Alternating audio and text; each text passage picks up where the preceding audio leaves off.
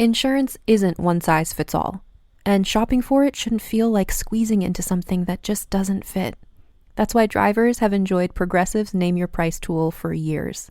With the Name Your Price tool, you tell them what you want to pay, and they show you options that fit your budget. Enough hunting for discounts, trying to calculate rates, and tinkering with coverages. Maybe you're picking out your very first policy, or maybe you're just looking for something that works better for you and your family. Either way, they make it simple to see your options. No guesswork, no surprises. Ready to see how easy and fun shopping for car insurance can be? Visit Progressive.com and give the Name Your Price tool a try. Take the stress out of shopping and find coverage that fits your life, on your terms. Progressive Casualty Insurance Company and Affiliates. Price and coverage match limited by state law. Ooh, baby, do we have a very special episode for you, with our star. Oh my gosh. This is a great episode. We have so much fun talking to Abby McEnany from Work in Progress on Showtime. What a fun chat. We talk a lot about the show. We talk a lot about Chicago and just good vibes all around, huh? Wouldn't you say, Meats? I thought it was a great vibe. It was so fun, goofy. Abby is next level. I really do feel like we could hang out in person and it would be totally. fun. Have She's some great. Vodka lims. Vodka lim? Well, mine would be tequila lim. Tequila lim. Tequila. Let's have a tequila. Anyway, I'm still fucked up from Bushwick. I'll talk to y'all later.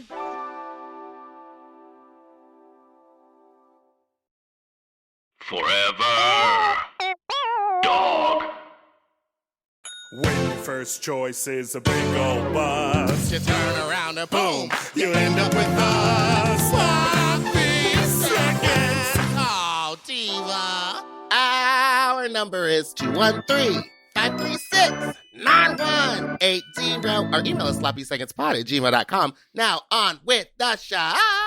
Hi, you slops, you stupid little slops, you stupid little fuck, you not a little fuck, you dirty little fuck. Welcome to Sloppy Seconds with Big Dipper and Meatball. I'm Meatball, and that's Big Dipper. hello, we are the home for all the sloppiest, stupidest little fucks in the world.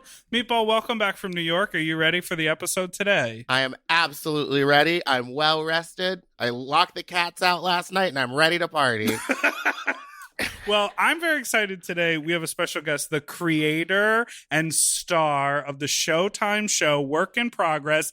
It's Abby McEnany! Ow, ow, ow, ow. Hey! I mean, honestly, how horrible is that already? That's It amazing. was wonderful. You're delivering just what we wanted and expected from you. Oh, gosh. Hi! Hi, It's how are amazing. you doing? I am really doing all right. I'm so happy to be here. Yeah, what a treat. We're What a happy real to have treat. you. Yeah, we're so excited to have you. How's Oh. your summer I mean, going? what were you going to say? Well, I mean, we had to take you, so.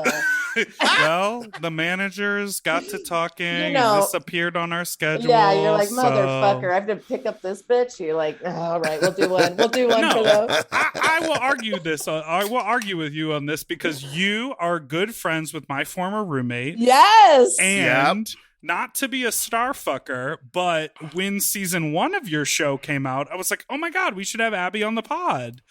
And then it just sort of like never happened. And I asked, Wow. well, because you and I have met a few times in your Yeah. life before. And I had Oh. asked him for your phone number, but then I figured you were getting bombarded by like press requests at season 1. And then it was just sort of waiting. And then I knew season 2 was happening, blah, blah, blah. So this has been in my mind like Wow. 9 months to a year in the making. Holy so shit, that's wild. I was just texting with Tim earlier. Mhm. Dear friend Tim, what's up? What's up? Anyways, but yeah, that's great. I've got that banter, Meatball. I've got that podcast banter. No, It's we just- love it. Well, no, I was just thinking about, because like we used to talk about Tim all the time to the point where we were asked to stop talking about him and his Oh dog. shit, did I already get in trouble? No, by it's not. Tim? No, It's this is okay. because at the beginning of the pandemic, of course, I Oh. was still living with Tim. Yes. And we were in the house constantly, and I was recording all of these podcasts from the house. And it just got to a certain point where it was like, okay, I think we don't need to. And then, to give us both some space, I eventually moved out, et cetera, et cetera. Right. And now I haven't seen Tim in like so long. But hi, Tim. Hi, Tim. Anyways, Yeah. oh well, like legit, very happy to be here. Thank you very much. It's really fun already. Thank you. And not to overwhelm the pandemic talk, but we have been known to have one or two conversations about COVID on this show. We are a QAnon podcast. we are full of theories. Yeah. Conspiracy they may be. Yes. Oh, for sure. I have theories and none of them involve rationality. I'm down to clown for this shit. Yeah.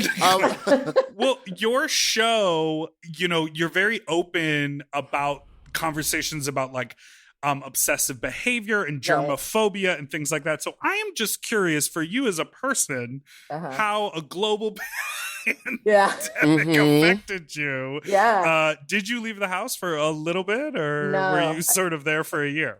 It was bad. And also, you know, and this sounds so, I always hesitate to be like, God, it was really hard because, you know, I'm one of the most fortunate people in the world, right? Like I could afford my rent and I could afford still seeing my therapist twice a week, and I could afford my meds, and my family was safe and I was safe. So like, I just want to put that out there. Like this privileged cunt is saying she had a really hard time. But there's anyways, the title of the episode. Right yeah, there. privileged cunt. That's like my epitaph. Yeah, it was. I mean, it was real. It was absolutely miserable. It was as bad as. I mean, I don't know. I'm sure other people had it worse. It was bad. And again, I had so many things that I was very grateful for. But yeah, didn't leave the house. It was like, it was, yeah. It felt like the germs were coming to get you. I mean, sort of like a horror film. I mean, yeah, and it's like, you know, for somebody with OCD who like hates germs, it's like, oh, if you know, everybody has germs, that's going to kill you. I mean, it was just like, you know, and again, OCD is not based on, there's a lot of magical thinking, right? It's not like all rational and stuff. So yeah, it was pretty much the worst. Oh no! I'm glad I brought it up. No, but hey, check in. Well, yeah, you know, let's start real dark. No, and we'll work our way out. We'll get out. But that's the truth. And also, you know, it was so crazy. Oh God, you know, like, oh, you should use that word. I know I'm a big fucking problem. Anyways, like some people be like reaching out. We use like, the word crazy. Don't worry. Okay, copy. Well, yeah, we're queuing on. But like they'd be like, oh, we were wondering about maybe willing to do like how to wash your hands video, like kind of like cute and glib. I was like, fuck no, this is like my worst nightmare. Yeah, there's nothing cute. No, like I can't even like, and I was in a bad space anyways, kind of going into it, like not great anyways, and started like, it was like, so like that's sort of the stuff. That's so wild, because for anyone who's listening who hasn't seen Work in Progress, like in the first season, there's a whole scene where you basically rub your hands raw from obsessively washing them. So for them to approach you and say like, you know what would be cute? A little giggly joke. Teach people how to wash your hands. You're like, I'll teach people how to rub the skin off their hands. Yeah. And it was like, and also those, like, somebody was like, so I've been asked, like, what, you know, are the scenes with Julia Sweeney talking about Pat, are those really hard? I'm like, no, they're fucking bald. What are hard are those fucking washing hand scenes. Like, they're the really bad days. Really, really bad days.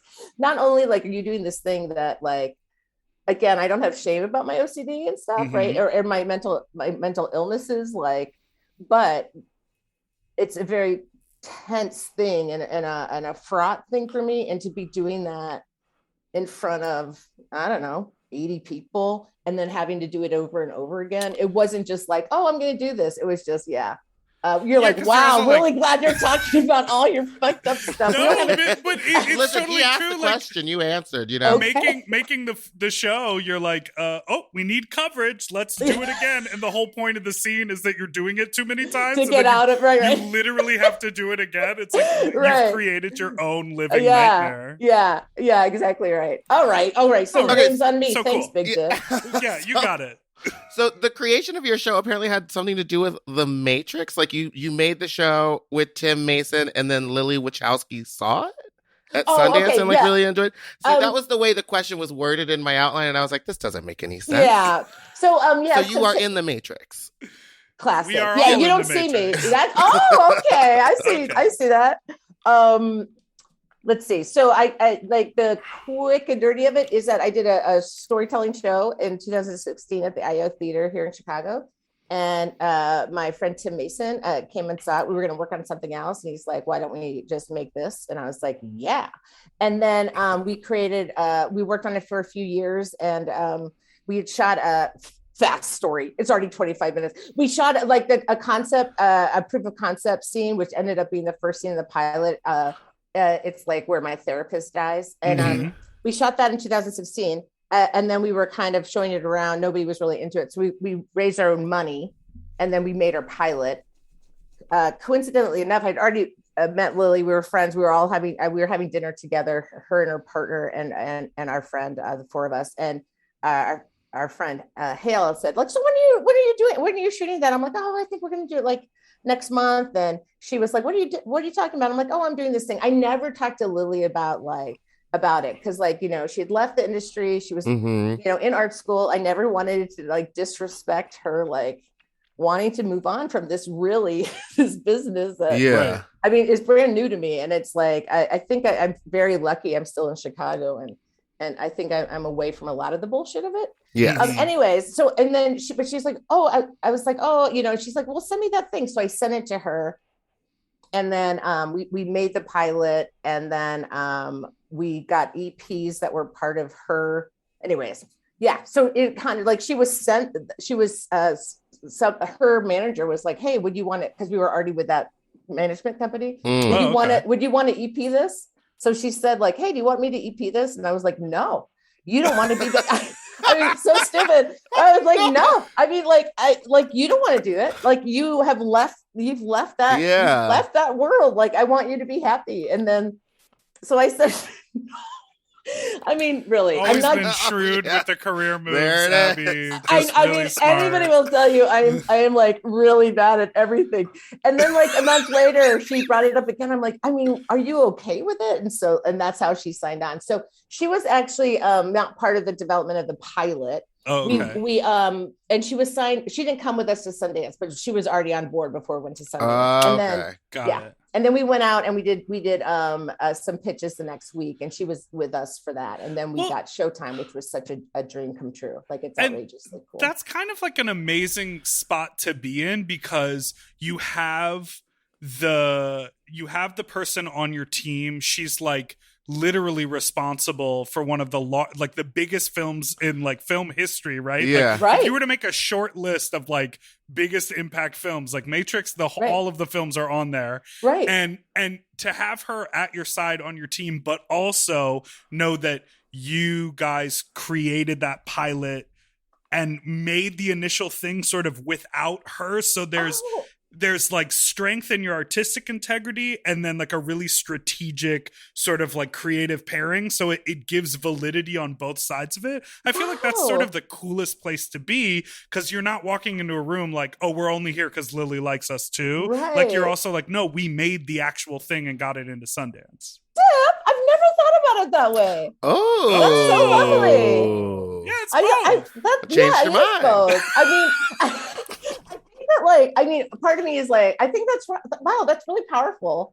I would say like, I think the reason we're on, that we actually got picked up is because Lily was on board and she was with Tim and I like had no experience in this world. And like, he had directed some commercials and stuff. And I mean, I've auditioned every once in a while, never booked anything. I'm like the worst. So like, I mean, so I think that there were like, for sure, that definitely helped us get signed and stuff, which was great. But like, I really like that. Yeah. Also, do you hate when I call you Dip and Big Dip? Do you hate it? Everyone calls him Dip. I love it. Okay, I remember running into you at that cafe in LA. I totally remember this. You were so I was starstruck, excited, and it made me feel so good. Yes, I was like, oh my God. You're the only one. I was with he who shall not be named, Tim Paul. Yeah. And we were and then Big Dip came and he was like, oh, that's my friend Big Dipper. I'm like, no way. And of course I knew who Big Dip was. And then I was like, and then you came over. I was like, oh, hi, Big Dip, Abby. And then Dip was like, oh, we've met. I'm like, really? At Big Chicks? Yeah. But I was about to say, so there's a Chicago connection between y'all. That's how I didn't know. I don't remember. I was probably toe up on vodka lems. Ooh. Meatball's like, we're talking about cocktails now? Okay, now I'm in. That's okay. Yeah, Big Chick's the best bar on the face of the planet. It really is. Yeah. Are you from Chicago too, Meatball? No, but I go to Chicago all the time to perform. So like I love it there. And we've been to Big Chicks for like their dance night. I think it's Monday nights that they have the big gay night there. Every night is a big night's night. a big And night. it's changed over time, but they've had a lot of really fun nights. Really fun nights. Also, not to be like all like, will you can I find out the next time y'all are in town? Like that'd be fun to come out. Yeah, I was yeah. just there last week. Meatball makes does a great performance. Oh my God, please fell let off me the know stage next at time. Roscoe's last week. Okay. Oh my God, so did I. We've all got the bruises I was from the gonna Roscoe stage. So your whole show is set in Chicago. Yeah. But was there any? Can we? I know. Oh. I know I cued Go you to for do it. this, but let's just take a break and then we'll talk Chicago. Already? Yeah. Okay. And we're gonna leave that in.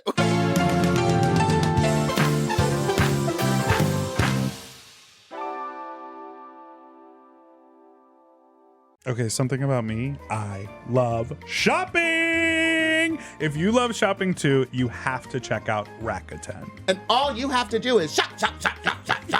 And with Rakuten, you get cash back and rewards on almost everything you buy. Exactly. Shop. Homeware, daily essentials, jeans. We're talking eBay, CVS, and even Levi's. Ooh, so I can buy a vintage couch, tons of paper towels, and grab a new pair of jeans and still get cash back.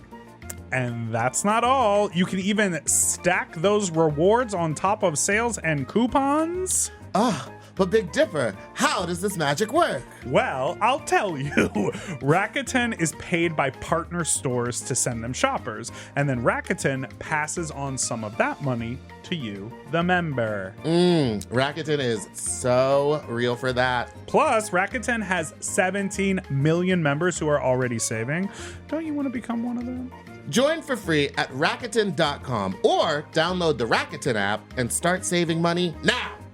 That's Rakuten.com or download the Rakuten app today. We all have days when we want to eat well, but just don't have the time or the energy to plan, shop, and cook. That's exactly where Factor comes in. They deliver fully prepared meals designed by dietitians and crafted by chefs right to your door. With Factor, you can stay on track with your nutrition goals, whether that's high protein, balanced meals, or overall wellness, without any extra effort. The meals are fresh, never frozen, and ready in just 2 minutes, which makes it easy to fit into your routine. You know, I love coming home after a long day and having a tasty and filling Factor meal. It's waiting for me, and I don't have to worry about shopping. It's quick and easy, and one less thing I need to think about when I get home. You know, I'm feral for fish right now, and I always get my fix with Factor. I recently had their scampi-styled shrimp and salmon, and let me tell you, it did not disappoint. So get Factor today and start enjoying delicious and nutritious meals. Head to factormeals.com/sloppyseconds50 off and use code sloppyseconds50 off to get 50% off and free daily greens per box with new subscription only, while supplies last until September 27th, 26. See website for more details. That's factormeals.com/sloppyseconds50, like the number, off. Sloppy Seconds 50 off.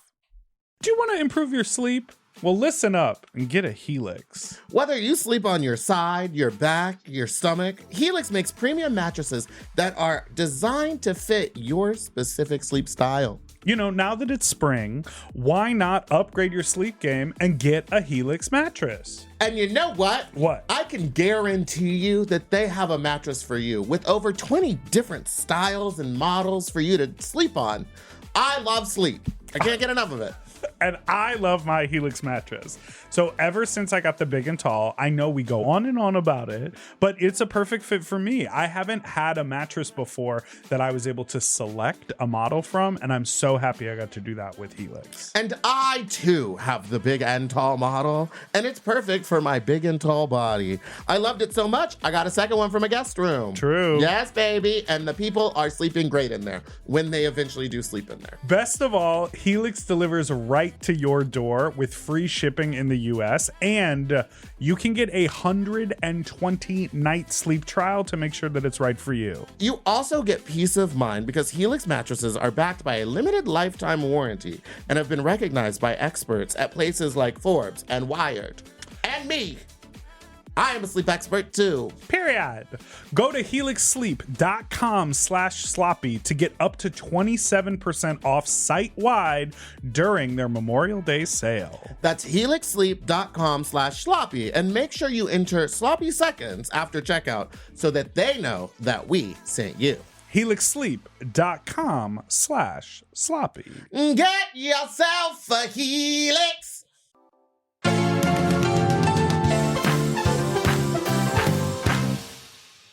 We're back.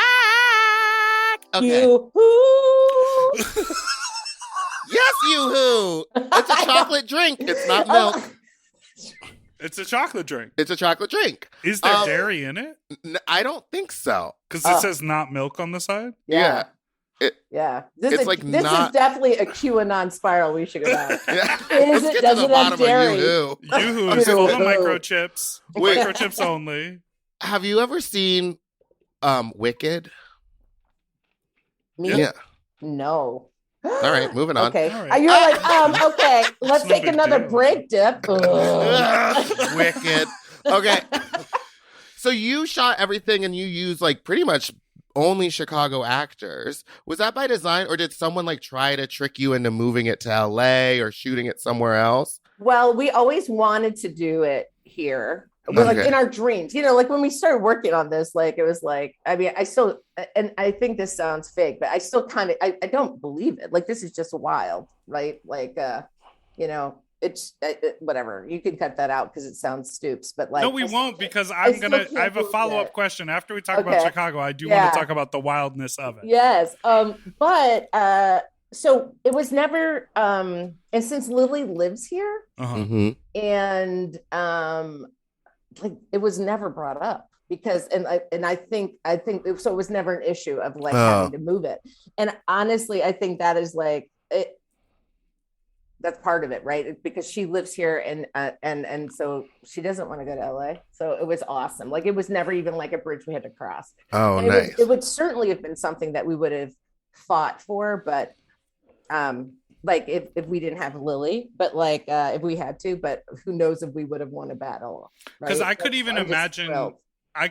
like a Hollywood scenario where it's like, Yeah. you sell the show, you have to come to LA for the writer's room, you have to come to LA for the editing, Yeah. you have to come, and we'll do 2 weeks of on location shoots in Chicago, but then we're going to do sets in LA. Yeah. Like it's so Mhm. interesting that you are able to just base the whole Yeah. thing out of We Chicago. did everything here, and so we write here, we shoot everything here, we do all post here. Nothing is done in LA. That's It incredible. is really incredible, and I think, and I'm so grateful for it. Add that to the list of everything I'm grateful for. Like it's just so wonderful. Yeah. It really is such a gift. Well, what does Chicago mean to you? Because you've lived there for so long, Yeah. and you've done.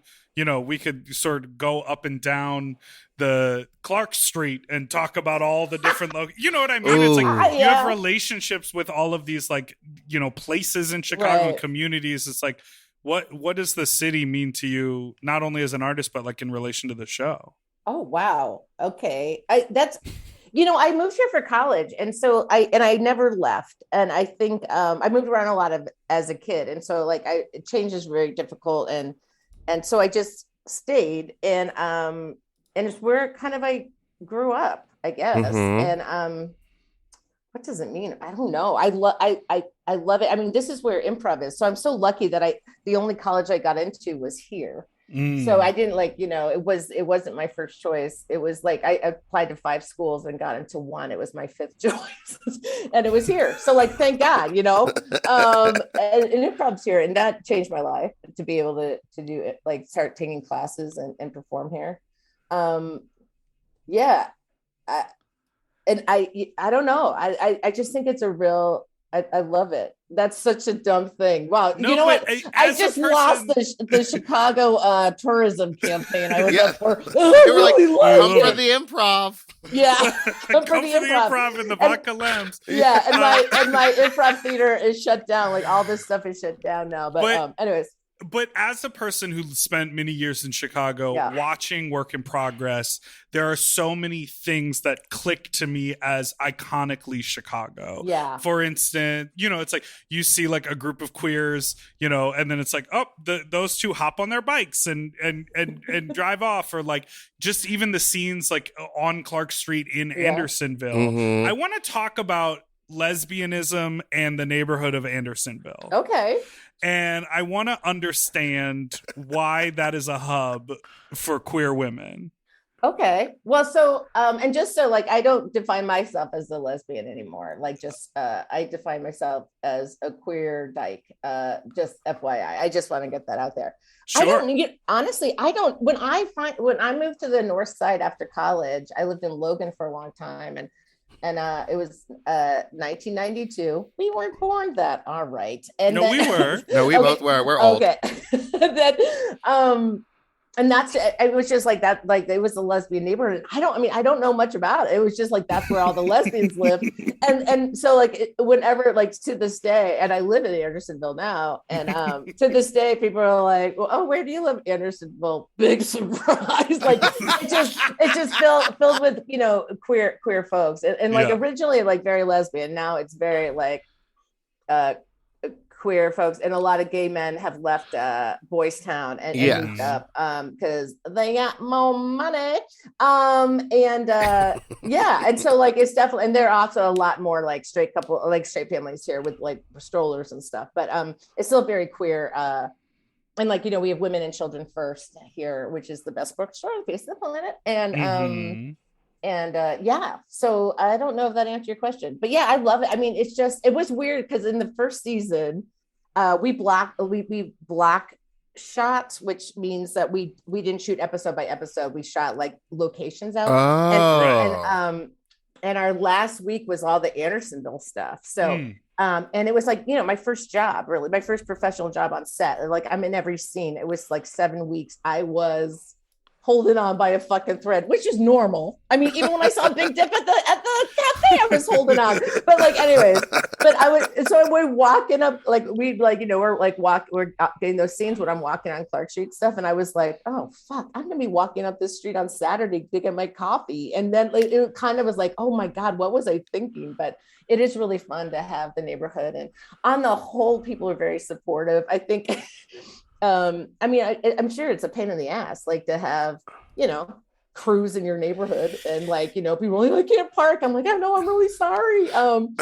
But people have been so It's supportive. amazing that you worry about that. I worry about everything. And I was like, oh God, when I go into this place, are they going to be like, bitch, we couldn't get our delivery? I'm like, oh my God. Anyways. But it would be like a different thing if you were shooting some like Marvel film or whatever. Yeah. You're like making a queer Chicago story. I don't think that randos on the street really care what's being filmed. They're just upset about it not being able to get their coffee. Still like, I want my coffee. Right. Also, it's also horrifying because it's like your face is the face of it. So they definitely know it's you. Yeah, that's for sure. But I mean, but honestly, everyone's been so kind. And I think that because it is such like comparatively, it's a low budget, independently kind of like vibe show. And I think we've been very fortunate with the folks around us and in Chicago. It's just been a ball. Like, and I and a bunch of friends out in LA, like doing this stuff in LA. And when I tell them,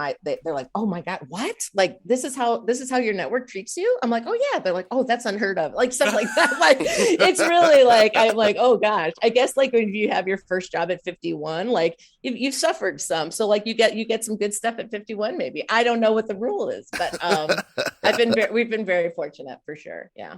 Well, yeah, I mean, I'm definitely interested in talking about it being your first job. A lot of people's first job is, I was an extra, on this thing, and you mentioned like auditioning for commercials and like doing sketches and that sort of thing. But as far as like your first big Hollywood job, you are the star creator. I mean, you're doing every single job on your own show. Yeah. Did you feel like you were jumping into the deep end and kind of lost, or did you feel like ready? Oh my gosh. Jumping into that fucking deep end, dude. I mean, my Lord. I think it's not even like my first big Hollywood. It's my first like professional on camera job. Like, I'm not trying to brag. I've done some Friends web series. Okay, no word. big deal. Ooh. Okay. Ladies Looking. Our friend Tim Paul's thing. Anyways, he said he'd give me a $5 for every time I mentioned Ladies Looking. So I just had to throw that in.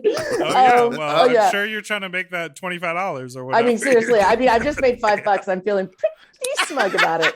Anyways, I was totally.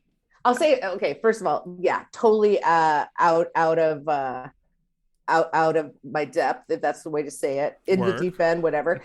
And but that being said, I'm not a person who pretends they know something if they don't. Mm-hmm. Like I don't like, I mean, I'm nervous about enough. I don't want to be caught in lies. Like, you know, people, there's a lot of people that I know, like, oh yeah, it's like bullshit. You don't know anything. So like, I'm never ashamed of being like, oh, this is new. Like, can people like jump in and give me help? And having Lily as like my partner and one of the few people, like her and her sister, who have changed cinema and like knows everything and like knows Chicago and knows how the industry works and knows how things go and how things should be run. I mean, I was in the best hands possible, right? Yeah. And then also our crew, our crew was the best. Like they are really wonderful people. We were very intentional about hiring, you know, who we hired. And I was just, I can't even say it, like they took amazing care of me last season and first, and this season as well. So way over my head, still am. I mean, you know, maybe I'll even a little closer to the top, but still fucking like, yeah. But well, I think it's cool because for your first job, you learned all the jobs. Yeah. Yeah. You know what I mean? A lot of you learned it real fast. A lot of people, their first job, it's like, okay, I'm doing a bit part in a thing. And then they look around and they're like, oh, I wonder what the writer's room is like. Or, oh, I wonder what the meetings with the executive producers when they make decisions about like how to block shoot or what we're doing with the budget. Or like, you know, it's like I assume are a part of all of it. Yes. Yeah. It is wild. And I feel again, like it is wild. It's so overwhelmingly awesome because I have Lily there and like, and like in our writers room, like this year the first year, like we started writing before we actually Showtime said officially yes, because they were like still kind of figuring out, but our folks were like, we think they're gonna go. If they go, you're gonna go really fast, so we think you should start writing. And we're like, okay. So it was just the three of us, Tim, Lily, and I wrote episodes 2 through 8 together. Like we wrote all those together, and then we started that, like we, you know, like did figure out what's going to happen in the season and stuff. And then I think we were like done with like 7, like I think that we had I don't know, we had like drafts of like, you know, 6 of the 7 episodes done by the time they signed on or something. That's insane. It was wild. It was wild. And then this year we were able to actually have writer's room, which was such a treat. And like, so that was, and it was like, okay, so this is what a writer's room looks like. Okay. You know, and it's really cool. And we had like a couple writers that had been on other things and some brand new TV writers. They were like, oh, so we're not doing this. I'm like, oh, wait, what? No, we don't do that.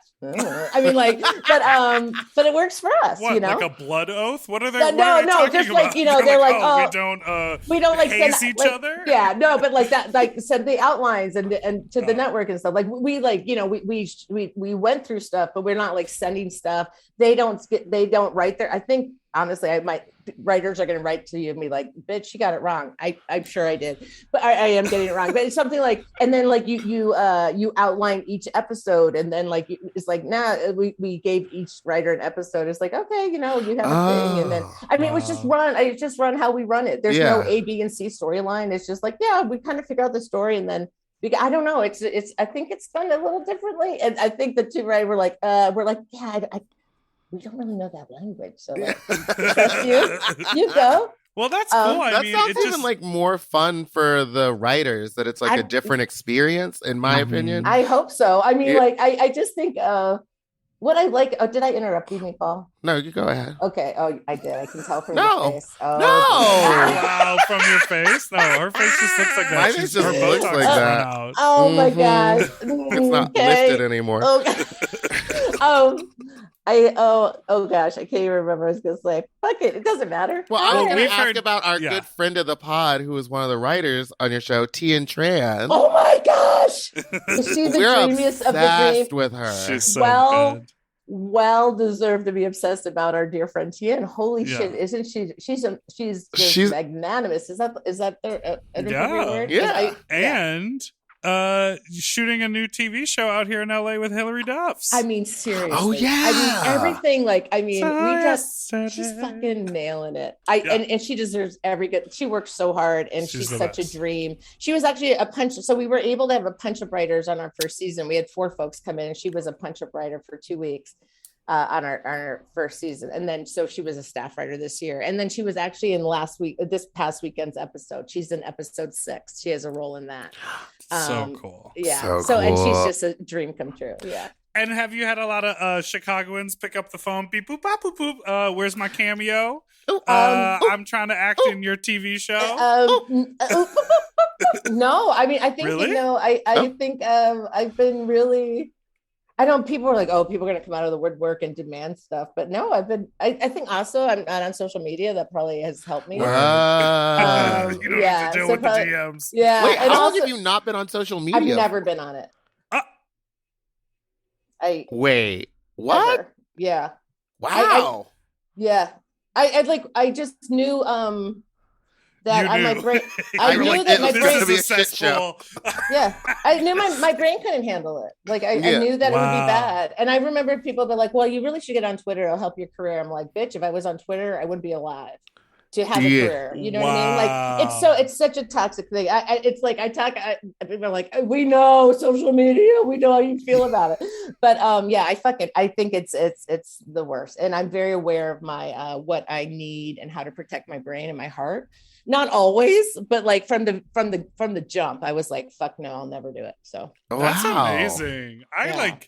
And it's so interesting because being in this entertainment industry, and Yeah. Meatball and I are both people who we've created something on our own that we put it out there, and we're hustling to try to get people to pay attention. It's like, it's sort of, social media becomes sort of this like necessity, right? And, Yeah. you know, having the podcast is, it is entertainment. It is not necessarily social media, but it's adjacent. You know, we're self-producing a product that we put out all the time. And it's just sort of like, it's an interesting spot to be in because I think, I'm annoyed that I spend so much time looking at Instagram stories and scrolling through TikTok. But also I know it's like, oh, when I drop merch, I put it on my Instagram and then I can make money. Or Yeah. like if I have a new music video, I have to promote it. And so it's this weird thing. And I think that's so cool that you were like, you know what? That is not going to be my narrative and I cannot handle that. And also I have to say, like, I totally understand. And it's just like, I understand why you're on it. Like Yeah. it's Yeah. not like, and I also have to say, it's not like, oh, I would.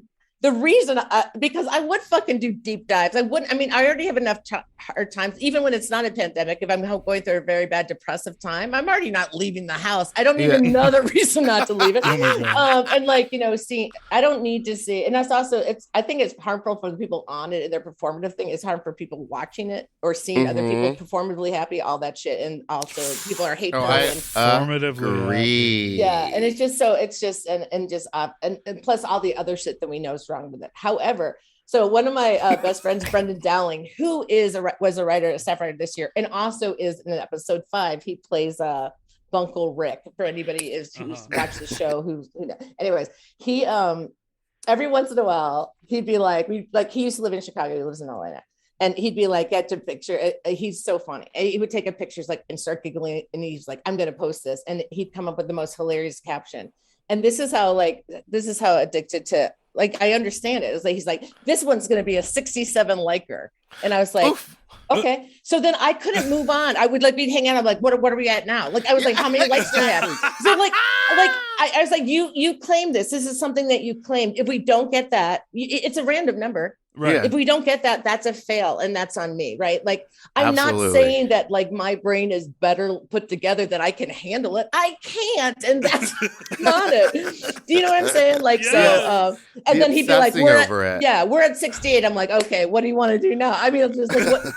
You're like, finally, we can move on. I mean, seriously, I was like, what are we at? I mean, it's just such a oh toxic God. thing. Yeah. Well, yeah. Don't come look at our accounts. Oof. Yeah. Oof.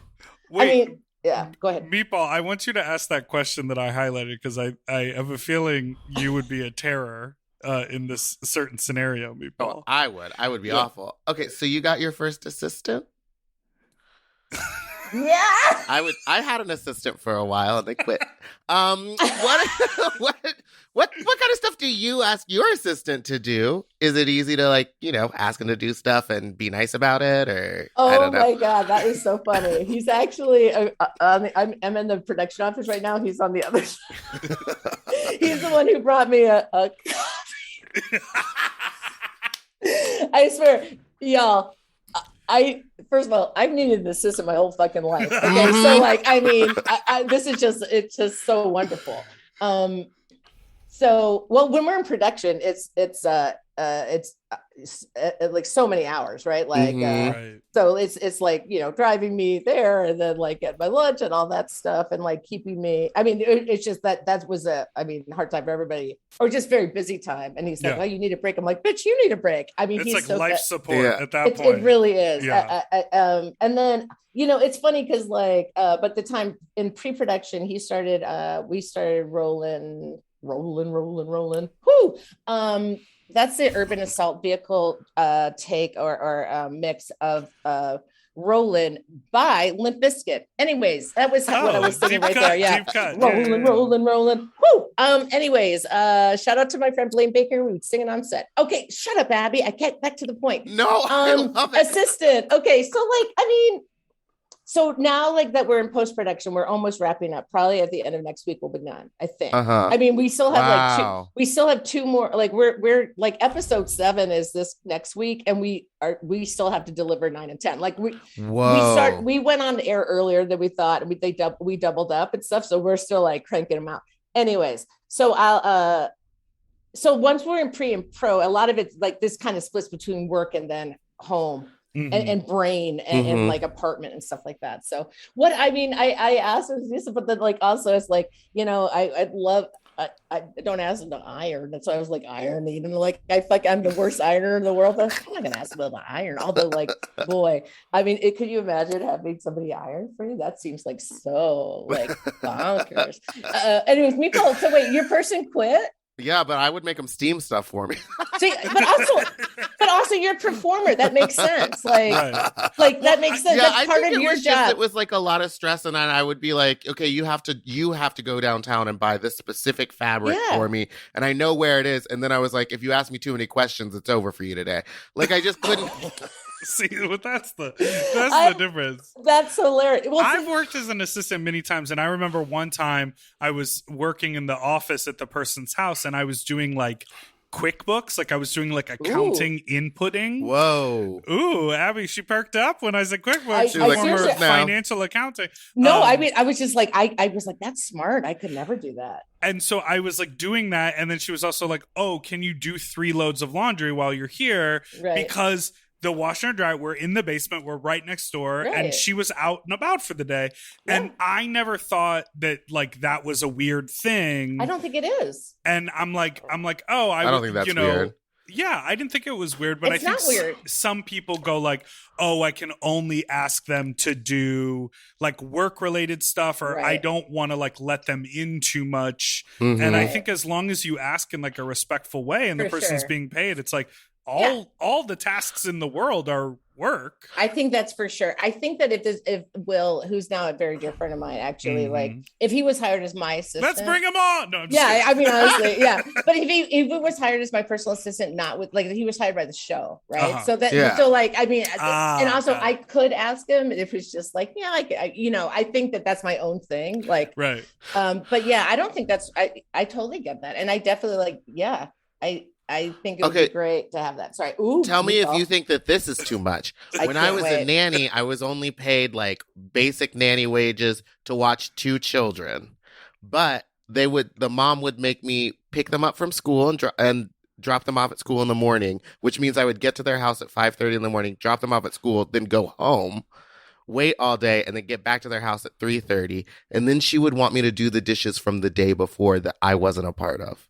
And do all their laundry. And you were paid shitty? I was paid like $15 an hour when most nannies in LA make like $25 to $30 an hour. That is absolute bullshit. Okay, see, I thought so too, so I just quit. And then everyone was like, well, that's normal nanny work. And I was like, I don't think it is. I mean, honestly, I don't know. But like, I think there's like, if you're being paid less than the industry standard, and because honestly, if you were being paid like the industry standard, I imagine that's part of nannying. I don't know. Right. But like if you're being paid shitty, I think I was just like a glorified babysitter. I was getting babysitter rates. If you, after dropping them off, could go home with no kids and do some cleaning and get more hours and then go pick them up, it would have been like, that's worth it because you can clean for a little bit and you're being paid for your whole day. Yeah. But the fact that you had to come back and then do dishes while the 2 kids are there? Yeah. It's a no from me, That's ma'am. It's a no for me. It's a no for me. Okay, I'm glad we're all in agreement. Okay. Let's take another quick break and then we're going to get into our final seggy. Is this too much, you guys? Is this going okay? This is fantastic. This is incredible.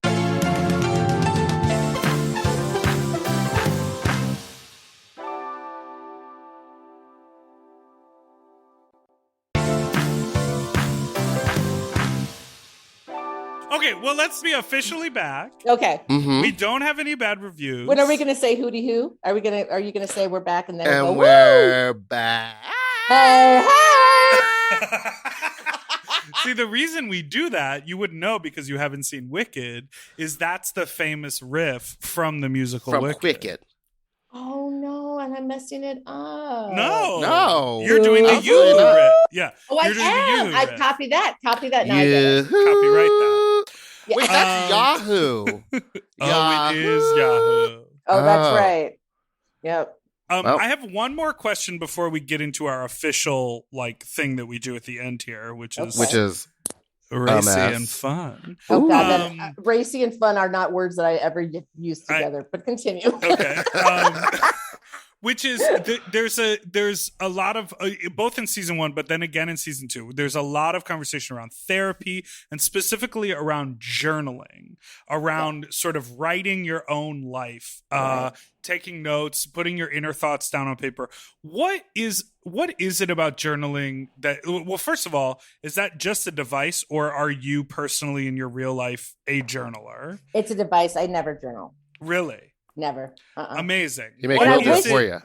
I'm sorry, what? Nothing. It was a bad joke. What'd you say? That you make Will do it for you. No, I it's really interesting because Busy Phillips has an amazing memoir that I'm reading. And she was talking, she went back to her journals. She's like, I'm going back to my journals to give you the exact thing. And I'm like, wow, that would have been an amazing way to actually track stuff. And this is a really paranoid reason, but I was afraid that people would find them and read them. And my trust would be compromised with anyway, somebody would betray me and read my innermost thought. And I was like, I can't have that. I have that exact same feeling. Yeah, that is exactly why I don't. So it's definitely a device. And the thing about journals is that we want to talk about the history. It's like a device of being like Abby is her own historian, right? And so that was one way to show it. And since this came from a storytelling thing, Abby, we didn't want Abby to be a performer. And so she's not telling stories. How are we going to show this? We're going to show that she's been writing. So I do write stories, but it's not they're not boxes of journals in the closet. Yeah, I don't write my shit anywhere that people can find. Yeah, it's just I keep it up in my brain and it's addled. So fuck. Cool. Yeah, I was interested. And I always love in shows that feel so autobiographical when it's like, no, that's not about me. Right. It's like, oh, that's cool. It's like, I mean, similarly like with the show like Insecure, where it's like Issa created it and her character's name is Issa. And then she's like, no, that's like some crazy story that a writer told and we just put it on the Issa character. Right. Most of the stories, most of the stories are, well, no, actually, no, like first season special, like I think it was very important because like, the character's name is Abby McEnany. Was that a mistake? Probably. And I think just since stupidly a very private person, and I have the show now with a character named me about me, like, this season was very like trying to be like, okay, like somebody like wrote in mozzarella sticks. And I was like, oh, I hate those. I'm like, keep them in. Right. Keep them in. We got to keep them separate. I hate them. Keep them in. We should probably end the interview. Shit, I hate mozzarella. Oh my God. When I first started drag, that's what I got paid in. Whoop, whoop. Yeah. I said, give me 2 orders of mozzarella sticks and endless drinks, and I'll come to your show. Yeah, I don't know if I answered your question, but yeah. That's great. Yeah. All right. Great. All right, Meatball. Now Should we it's do time it? for our next segment. It's called Fuck Talk. It's usually fuck talk. I was like, fuck tag. Like, fuck tag. I hate that game. I'm in the Midwest, y'all. I can't play. This is a segment where usually our guests tell a weird, funny, or uncomfortable dating or sex life story from their past. But Dipper has here. Why don't you go ahead? Well, I was just saying what I loved in season 1. There's that great sex scene that's completely in the dark. Right. The fumbling and the lamp falling over, right. And the ooh-ah, and the getting the clothes off and this. And, I'm just curious about, like we're talking about how autobiographical is the show? Like, what is your relationship to sex and promiscuity and love and relationships? Are you a person who does hookups? Are you a person who only is sleeping with, your partners? And if you have a crazy sex story, now is the time to tell it. Tell it. Oh, sell it? Sell it, baby. Trust me, nobody's buying. I'll tell you that much. Are you sure? Now you're a big TV star. Yeah, nobody's You're not getting any. No. Oh, fuck. Come on. Look at this. Well, she done got the DMs. Ain't nobody can slide into the DMs. Oh, yeah, that's right. Are you on Raya? No, I'm just kidding. Well, is that the thing Ben Affleck was on? Yes. Okay. Yes, also, it was, and he was gross on there, apparently. Right. That's what I heard from a friend of mine who knew somebody like, yeah.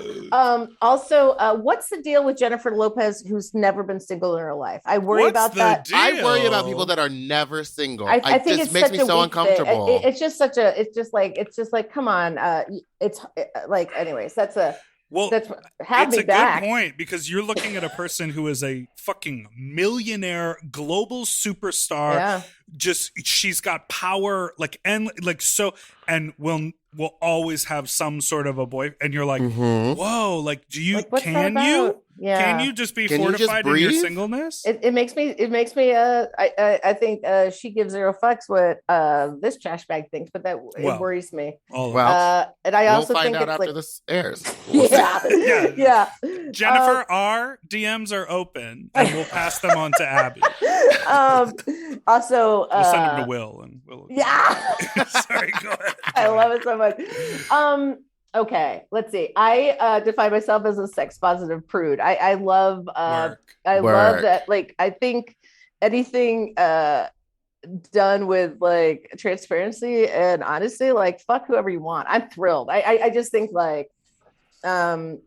yeah. So I think, but I'm a prudish person myself. I think and I honestly, it's just, I have a lot of shame about it. And I think I know where it comes from. I just think, and I have a lot of shame about my body. I'm not proud of it. I think I'm not proud. I don't want to be a fat person who is ashamed of their body. I'm ashamed of my shame. That's where my shame lands. I'm not ashamed of my sexual identity, my gender identity, my mental illness. And I'm not ashamed of that shit. It's just who I am. The fatness, I carry so much shame about it. And so there's a lot of about my body and sex and stuff and feeling like it's whatever, and that people can't will find me disgusting. And so we're ending on a really fun note. That's my own shit. And sorry, and then I'm sorry, but I just want to be honest about it.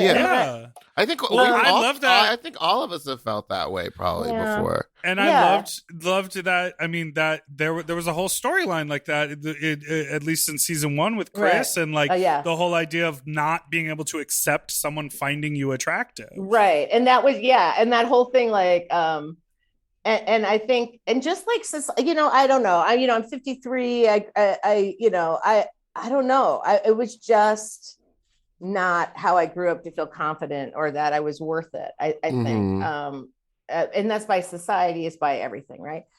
Family, my parents are, my mom's dead, but love her. I loved her, and my dad's wonderful. But it's not like they loved having fat kids. It wasn't something they were proud of. So anyway, so I come by it very honestly. I think I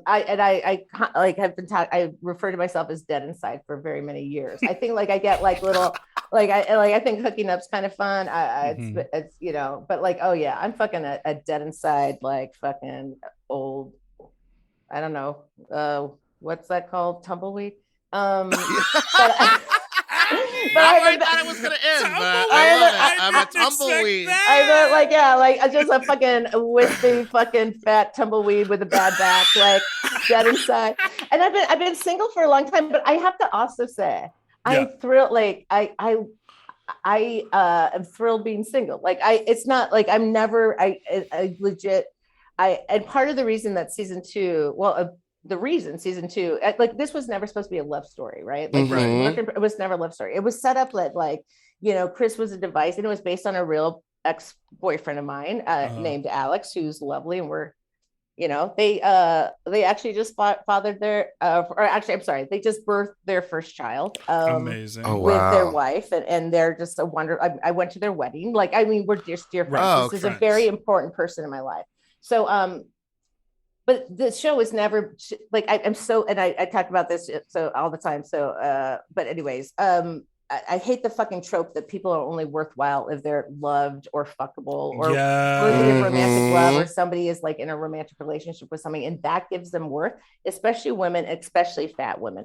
It drives me to the fucking brink. It lowers people. That's not what life is about to me. I love people are I love weddings. I love when people are in love, when my friends are. I love it. It makes me happy. I'm not fucking bitter about it. Right. I'm not bitter about other people's love. I am angry that that society and a lot of folks think that you're only worthwhile if you are in a romantic sexual relationship. It really drives me to the brink. And as I always say, add it to the fucking list. It's a huge list.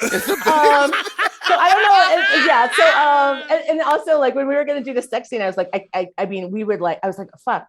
And then Lily was it's going to be in the dark and it'll be very, and so it was, and then she walked Theo and me through it before, and it was just very well, choreographed and stuff. And it was just it was so panicky. It was a really stressful day, but yeah.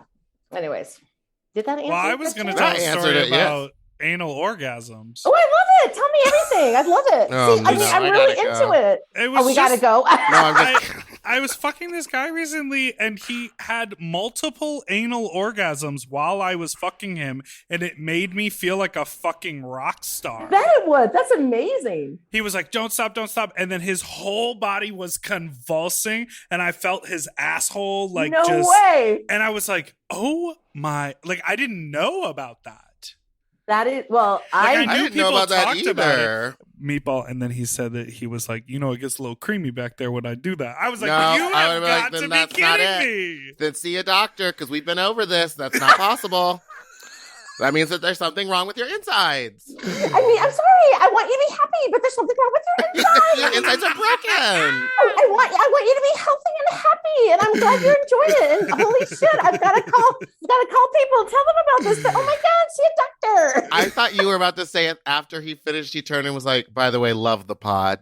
Well, he does. He did reveal. Not a listener. I don't know that he listens to the pod, but he did reveal he was like, something about, he was like, when is your next show? And I was like, oh, I thought I gotta gonna go.